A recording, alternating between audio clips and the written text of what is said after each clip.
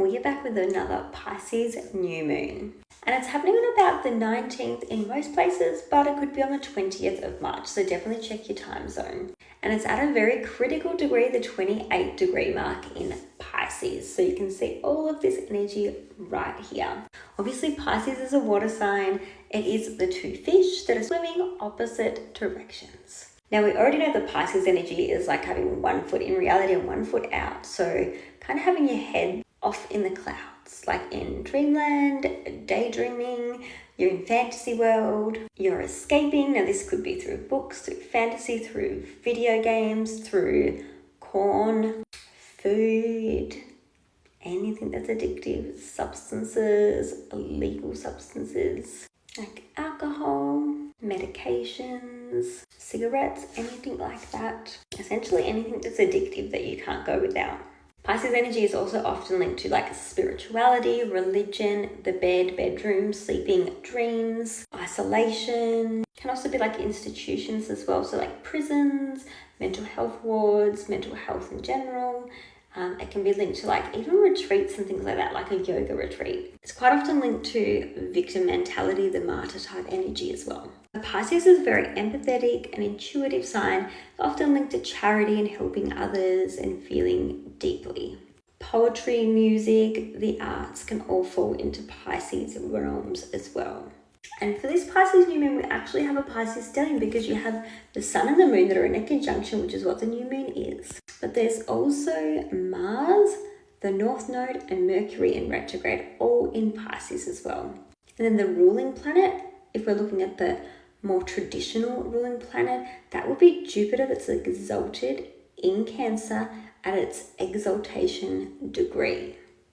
So that is super interesting. The moon and Jupiter are in a mutual reception for this new moon, which is lovely. That means that they are working well together and receiving each other's energy really well.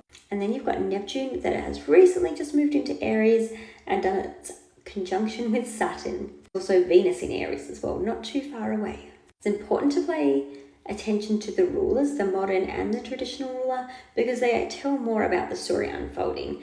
Like Aries energy is WAR and conflicts and aggression, while Jupiter in Cancer gives more of that focus on home and family and fighting for your lands and more of that nationalistic energy. But I also did forget to mention that Pisces energy can be also linked to migrants or immigrants as well, and like foreign lands that people will move to, can all kind of link to that Pisces behind the scene energy. But normally it's just immigrants, more so that links to that Pisces energy. So you can kind of see that theme coming up of like the Cancer, patriotic people fighting for their land, and that Aries energy, Saturn, Neptune, and then also like the immigrant kind of energy from the Pisces stuff, and also the religious and spiritual themes as well with that Pisces energy. You can see how it all kind of ties into the stories that are unfolding a fair bit now. The only major aspect that this new moon is making is a sextile to Uranus in Taurus, which is where the things that are happening with the money and the stocks and food and resources, natural resources like oil and those sorts of things, is all coming into place, because Taurus rules over things like agriculture, farming, food, and all those sorts of things. More of the trade energy is actually Gemini, and like the merchant trade energy is more Gemini, but the banking systems, money, food, agriculture, all of that is very much Taurus, and Uranus is there at its critical anaerotic degree, 28 degrees, sextiling, which is supportive energy, supports this new moon. So there are supports and opportunities coming financially through this disruption. I guess for the people that have money to kind of invest, or the people that are already well off that might be able to navigate this energy. I mean, I don't know exactly how that's going to mean, for individual people, but I think globally there's a chance for like a financial reset or some kind of shakeup of the finances due to the situation with oil and resources is tied into this energy. But also Saturn and Neptune together is oil as well. And then in Aries, it's fighting and arguments over oil. But Taurus rules over natural resources, so oil kind of falls into that category there a little bit-ish too. But regardless, it's all tied into this story that you can see unfolding right now. But because this is a new moon, this is a seed being planted. It is something that we cannot see. It's hidden. It's not illuminated like a full moon. It is hidden, so we will see this over the next few days and months, and maybe up until the next Pisces full moon. We'll see different parts of this actually unfold and play out. So if you're paying attention, the seeds that you're planting, the things that you're trying to manifest in your own personal life, they can come to fruition before or on the next Pisces full moon. But it's a great time to manifest things around that Pisces house in your chart. So I would recommend having a look, seeing what's there in your chart, having a look in particular about that 28-degree mark in Pisces to see what's there, what aspects it makes to your chart. This will tell you about your own personal life. And I do readings, so if you would like some more help with that, reach out. If you would like a reading, we can book in. But yeah, otherwise check out your chart, because these global events are going to impact everybody, but like everybody's natal chart's a bit different. So you might not have a very difficult time with this Pisces new moon, whereas other people might have quite a challenging time. I know for me personally, this is happening in my Pisces 12th house. It's actually sending an out of sign trine to my Venus. So even though my Venus is in Leo, because it's at almost 2 degrees,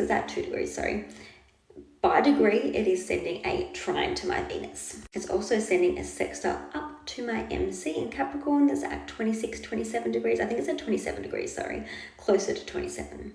So it sends a little sextile up to my MC in Capricorn. So for me, this is going to be a pretty nice new moon.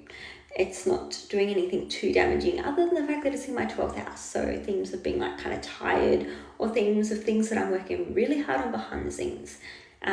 You can also look at countries' charts. Like obviously we know that probably America is going to be having some pretty big transits with all of this. Australia is an Aries rising, so they will be having this new moon in their 12th house.